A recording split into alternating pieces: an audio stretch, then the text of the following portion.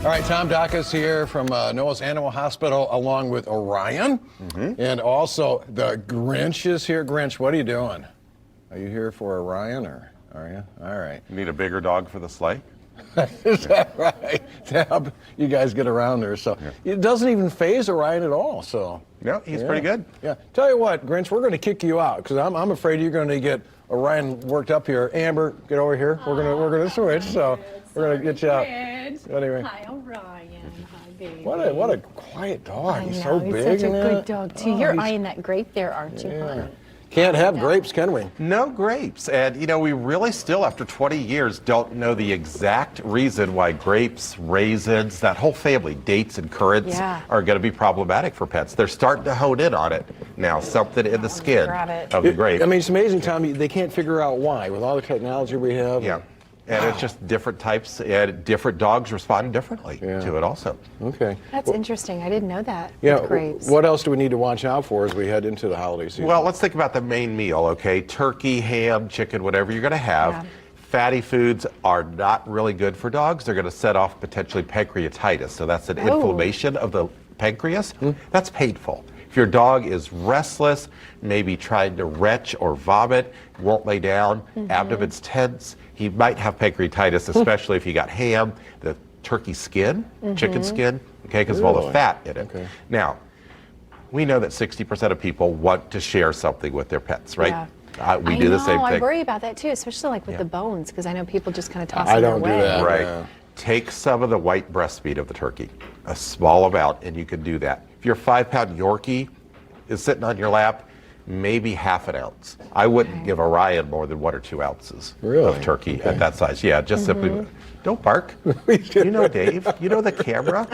But what we're trying to do, we don't want to overindulge them, right? He's got that underneath, a little gruff underneath. But also with Thanksgiving, obviously you talk about food, but I mean, it does kind of lead into Christmas because people start decorating during Thanksgiving, but ornaments and other things can also be a potential hazard, I know. Glass ornaments, you know, they're going to knock them off the tree, especially if you've got cats. You know, cats love to play with those kind of things. And if it's glass, it's going to break. It could get in their pads. It could get in your feet if you're walking around barefoot. Tinsel and garland, really bad around cats. I would just avoid it. If you've got cats, don't put up tinsel because they like to eat it. It looks like prey to them, honestly. How about chocolate? I know that you have to avoid chocolate with dogs. Same thing with cats too, chocolate? Or? Yeah, cats don't have much of a sweet tooth. And so it's really not quite as problematic, although if they got into it, it would be.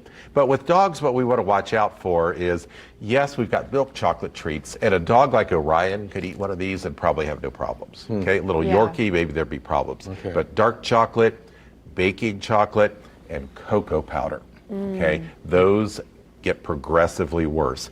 If your dog gets into it, call your veterinarian, call the emergency hospital. They'll tell you, oh, he didn't eat enough, don't worry about it, or yes, come in, we're going to make him vomit, we need to get him on hospitalization, on fluids, because it can cause heart arrhythmias, it can cause seizures. Wow.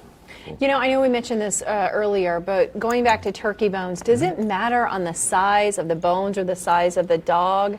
Either one of those? Yeah. Or just avoid it altogether? I would avoid it altogether, yeah, because even a big dog like Orion, if that bone was sharp enough, it was a cooked poultry bone, it could work its way through the intestine. And he's had problems in the past, not from food, but he got into medication that caused a perforation in his stomach. $8,000 later, he's still here, which is thankful to all our good doctors.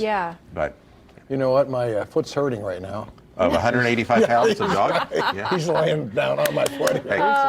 He's okay. He's a good boy. He's such a good boy. He can lay down wherever he wants to lay down. That's right. Well, Tom, thank you so much. I feel like this stuff, it might seem common sense, but a lot of it's really worth repeating because we just kind of get in that Thanksgiving groove, whatever, have it, have fun, and just don't know the dangers it could cause. Happy Thanksgiving. Happy Thanksgiving to both of you. Happy Thanksgiving.